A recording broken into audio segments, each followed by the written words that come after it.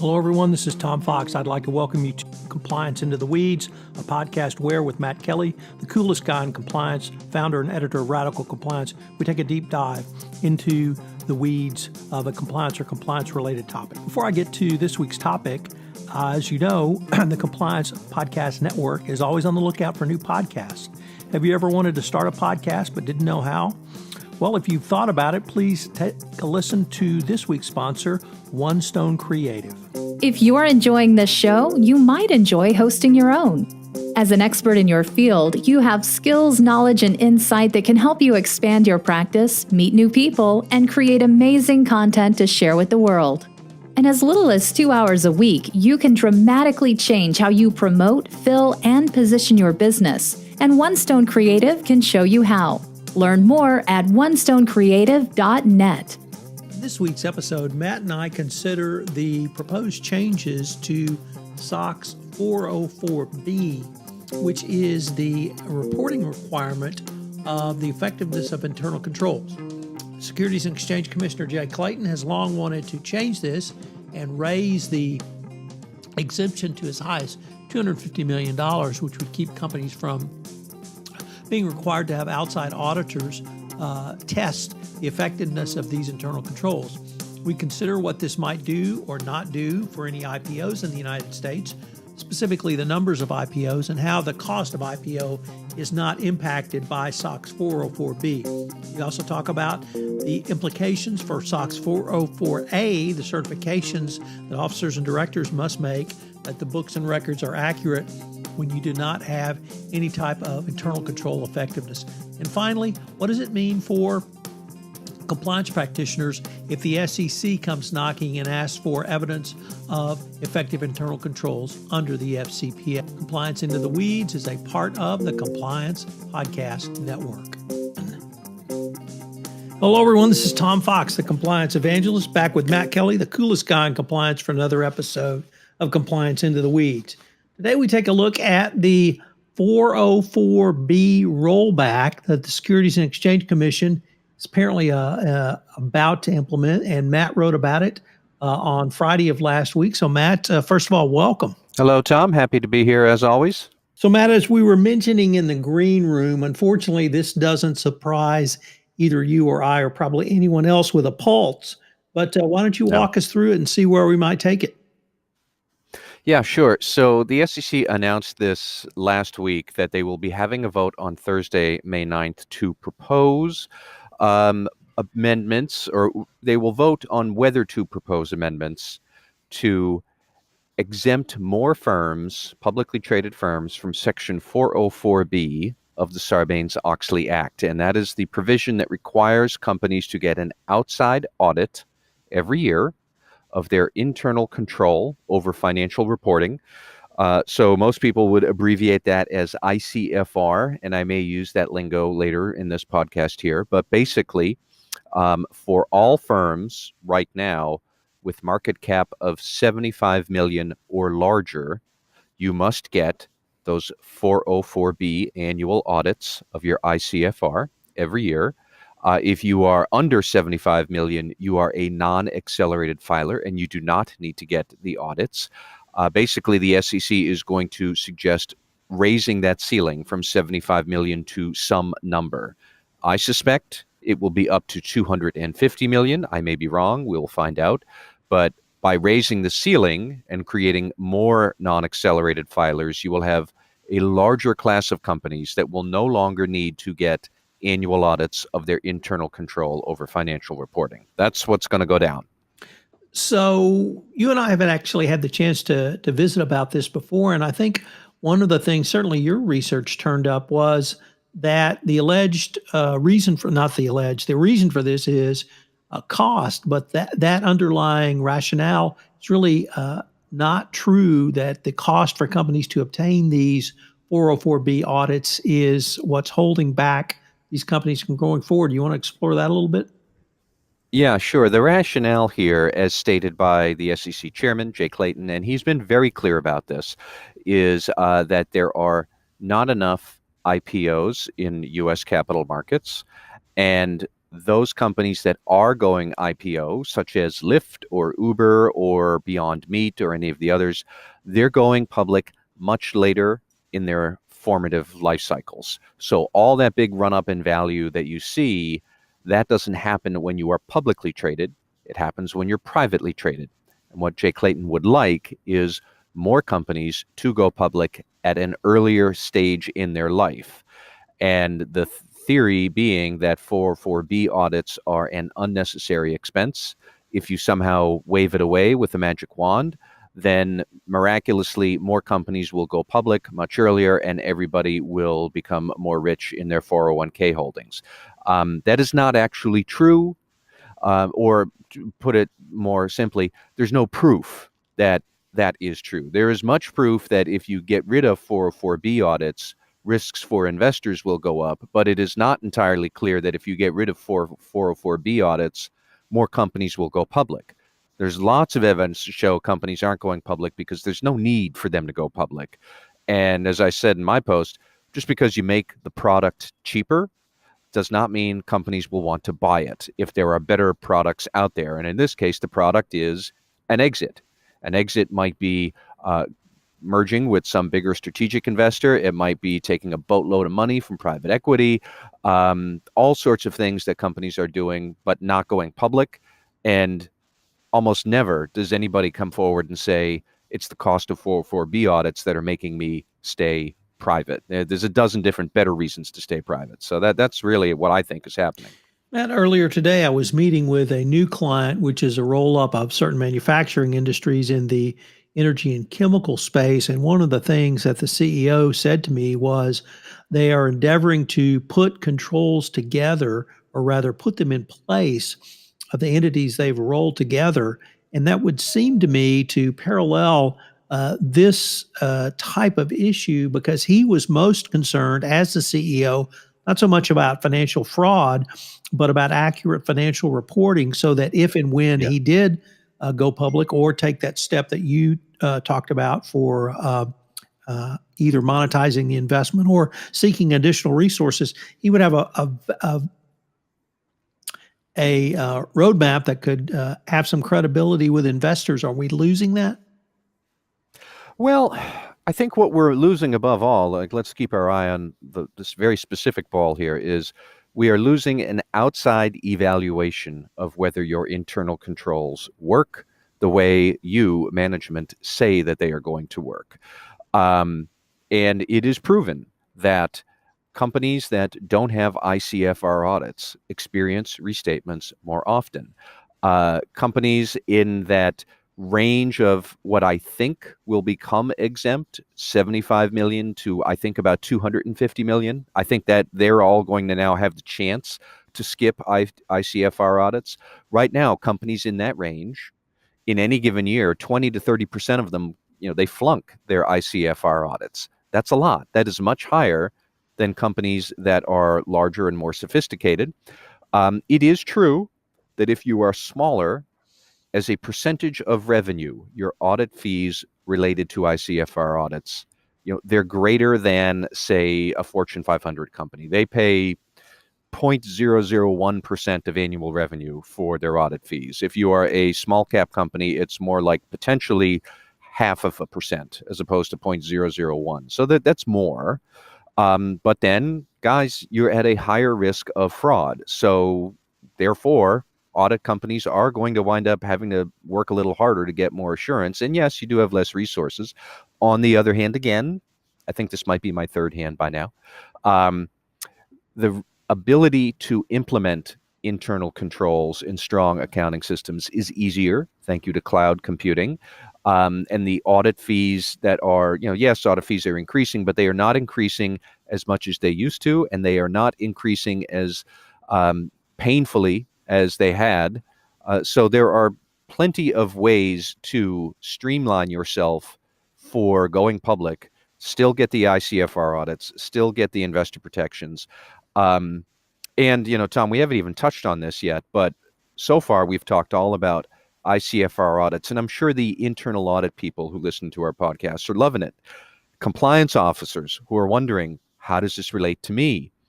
let's mention the fact that internal control over financial reporting is coming up time and again in FCPA actions. And that's still going to be the case. And we still have a lot of things to think about here from that regulatory standpoint. And I don't necessarily see that removing Section 404B compliance for more companies. I don't think that's going to get the result that Jay Clayton wants, and it's going to bring a whole lot more risk to a whole lot more people. Well, I guess one of the key components of 404B for me is actually simply the exercise of a company having to put in effective controls. You've talked and articulated very well the review and assessment through outside auditing of those internal controls, but I think it's equally important for any company, certainly one above 50, 75, or up to $250 million, to have effective controls simply to run as a financially responsible entity. Yeah, and so here's a subplot to this whole debate. We haven't yet talked about Section 404A, which applies to every public company, small, large, whatever. 404A is the requirement that management attest to the effectiveness of its ICFR or its ineffectiveness. You can attest that our internal controls aren't very good. That happens. But think this through. If you are a mid-sized company right now and you are getting the audit and you are asserting or attesting your own financial controls, and then the audit requirement goes away, you are still subject to 404A.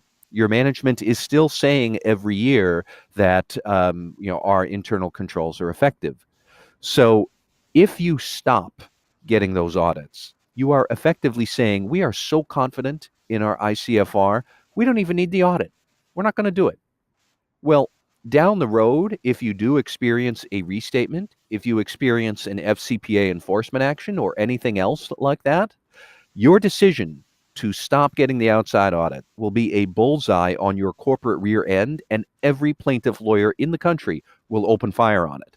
So for a lot of firms, just because you might have this option, I also wonder, really, guys, think long and hard about whether you would give up an ICFR audit just because you can. I don't think it's going to be a wise decision. Now, for companies that have never gotten it, and then they somehow grow into the size where they need to start thinking about it, I would say as soon as it's remotely feasible that you could have ICFR troubles someday, you want to get an audit because it provides some outside assurance for everybody, and it provides you some cover should the worst happen. You could at least say, we had an audit. We thought our controls were effective. Go sue the audit firm. And Lord knows that happens often enough, too. So do you hear any rumblings or see any evidence that the Securities and Exchange Commission, in the form of their current commissioner, would like to withdraw the certification requirement under 404A? No. I think that would be a big deal. I think 404A is here to stay, and it stays for all companies. But 404B, the companion measure that basically is, and now an auditor has to actually make sure that what you say, management, is correct. That if that goes away, if management has that ability to be supremely confident and say, we don't even need an audit anymore, if you ever are wrong in that judgment, that decision will just be such a bad thing that comes back to haunt you later on. And plus, let's get back to fundamentally, this is all allegedly to rejuvenate the IPO market in the United States. This isn't really going to rejuvenate the IPO market, which is not doing that bad right now anyways. What I suspect could ultimately happen was you would see more firms that are these sort of fly-by-night operations that don't know how good their internal controls are or are not. A lot like the dot-com boom in the late 1990s, where we had these half-baked business models and loosey-goosey internal controls, and everybody went public, and then poof, by 2001, everybody started to go bankrupt. You will commonly hear from Jay Clayton and from the other anti-404B voices that more than half of the publicly listed companies in the United States have gone away since 1996. Now, that's true, but they're very specific and misleading in their data. 1996 was just before the dot-com bubble, and then it popped in 2002. So really, most of that decline happened between 97 and 2002. The dot-com bubble got really big and then it imploded. But from 2004 onward, the total number of publicly traded companies that have disappeared is much smaller than half. It's something like only 20 or 25%. And most of the companies that are going away these days are going away because they're merging out of existence. So anybody who says, we have this decline in publicly traded firms, well, yeah, we do, but SOX had nothing to do with it. Sloppy accounting had a lot to do with it.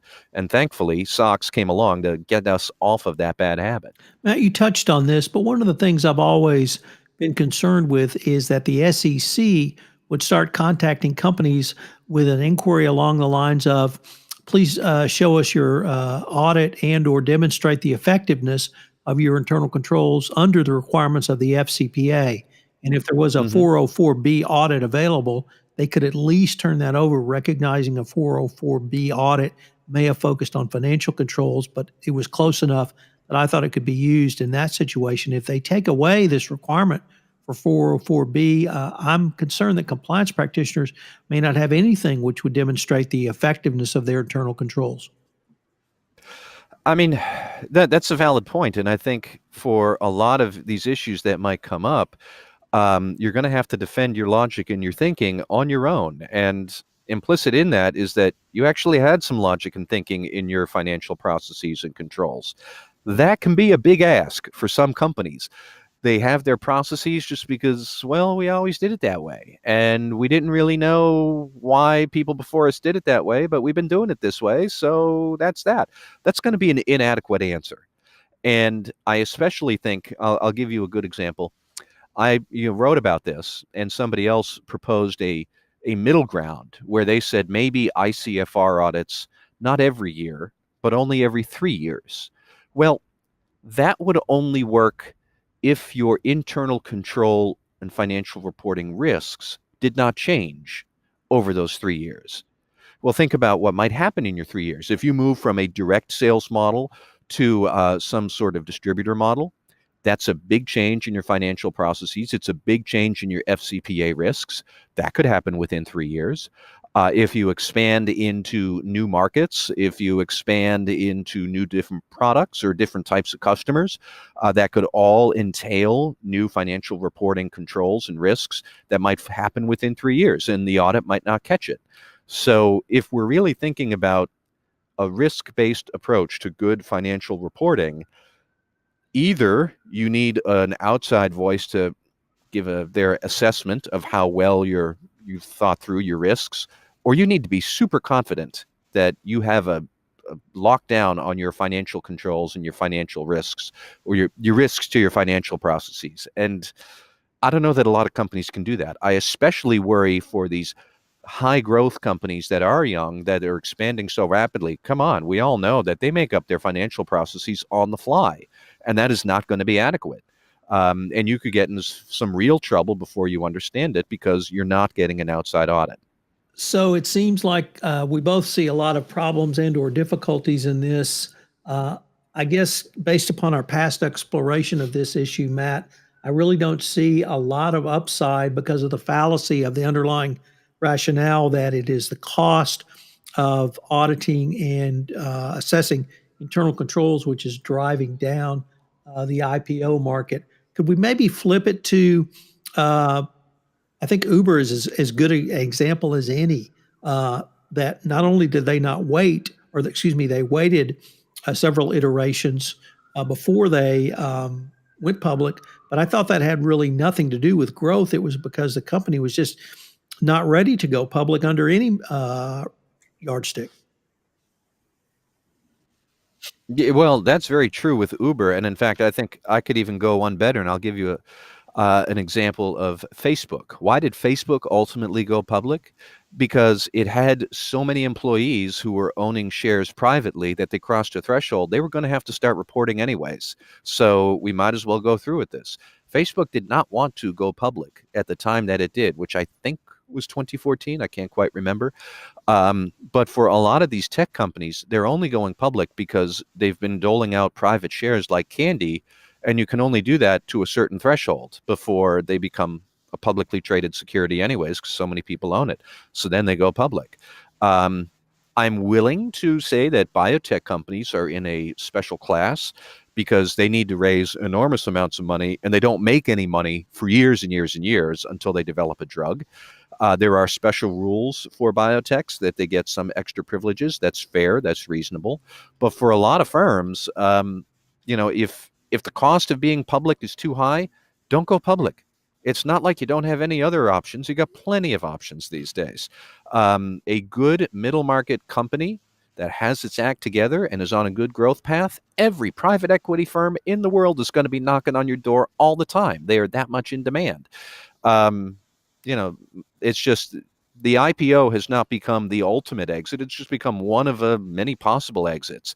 And like I said before, just because we lower the cost of that product does not mean more companies will want to buy it. But it does hold through that if we lower the investor protections because we don't get these outside audits, that's real investor risk. That's a cost investors are going to have to bear as opposed to companies. We have to think through when we say cost and benefit. There's more sides of it than just the simple analysis Jay Clayton. Well, once again, a great exploration of an issue that I'm afraid we're going to have to see how it all plays out. But if I was a plaintiff's lawyer in the security space, I would probably be frothing about now. Hello, everyone. This is Tom Fox again. I hope you've enjoyed this edition of Compliance Into the Weeds, a podcast with Tom Fox and Matt Kelly. If you have any questions, you can email me at tfox@tfoxlaw.com. You can email Matt at mkelly@radicalcompliance.com. We're going to link to both Matt's podcast and blog post in the show notes, so check those out for additional information. Compliance Into the Weeds is a part of the Compliance Podcast Network.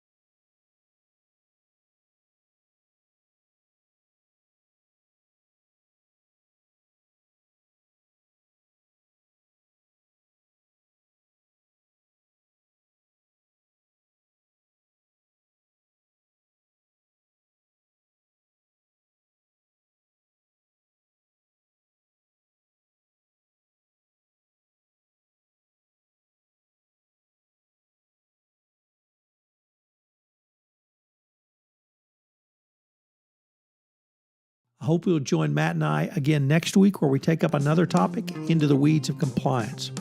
Compliance Into the Weeds is a presentation of the Compliance Podcast Network.